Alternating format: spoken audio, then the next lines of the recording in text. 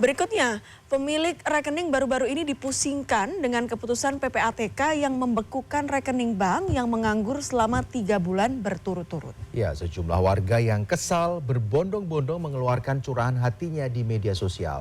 Pasca viral, PPATK pada Kamis membuka kembali lebih dari 28 juta rekening nasabah yang sudah diblokir.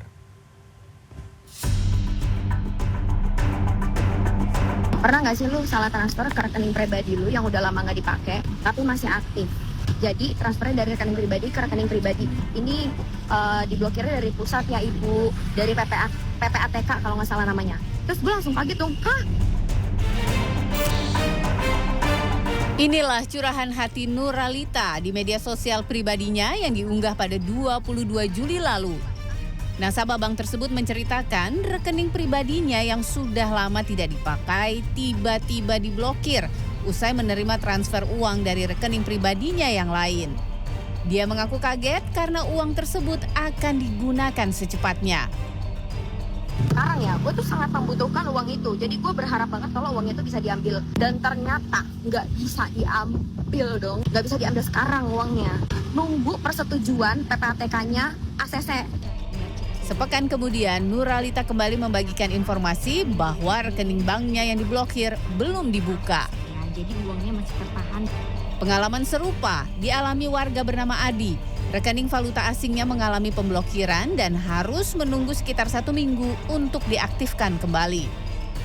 Itu yang gue sayangin mungkin kurangnya komunikasi sosialisasi ke nasabah gitu. Jadi kayak kemarin gue itu ada rekening falas yang ke blokir dan proses kemarin tuh sekitar 1 minggu harus nunggu dibuka walaupun sekarang sih udah kebuka lagi gitu. Rekening menganggur selama periode tertentu atau rekening dorman kini tak bisa lagi dianggap sepele. Dalam 5 tahun terakhir, PPATK mencatat lonjakan signifikan dalam penghentian sementara rekening. Jutaan rekening dorman yang sebelumnya tidak aktif mendadak digunakan untuk aktivitas mencurigakan.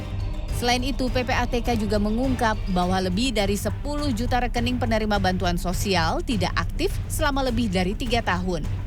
Dana sebesar 2,1 triliun rupiah hanya mengendap sehingga mengindikasikan penyaluran bantuan sosial yang tidak tepat sasaran.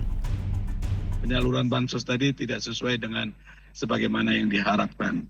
Artinya kan kalau kita lihat penerima bansos itu begitu diterima uang bantuan kan langsung dipakai untuk konsumsi ya.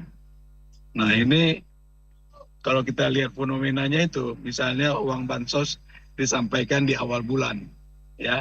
Maka di minggu-minggu pertama itu uang itu sedikit-sedikit keluar antara 10 sampai 50 ribu untuk top up judi online. Meski PPATK menjamin bahwa saldo tidak hilang selama pembekuan, masyarakat yang jadi korban aturan ini meminta kepada PPATK agar aturannya dikomunikasikan dengan baik. Ini menjadi pelajaran bagi nasabah jasa keuangan. Agar rekeningnya bisa tetap dipakai, maka upayakan adanya transaksi yang sewajarnya di rekening tersebut. Namun perlu sosialisasi dan juga kehati-hatian dari PPATK maupun perbankan dalam mengambil keputusan pembekuan, supaya masyarakat tidak direpotkan ke depannya. Desy Ratonang, Muhammad Wahyudi, Jakarta.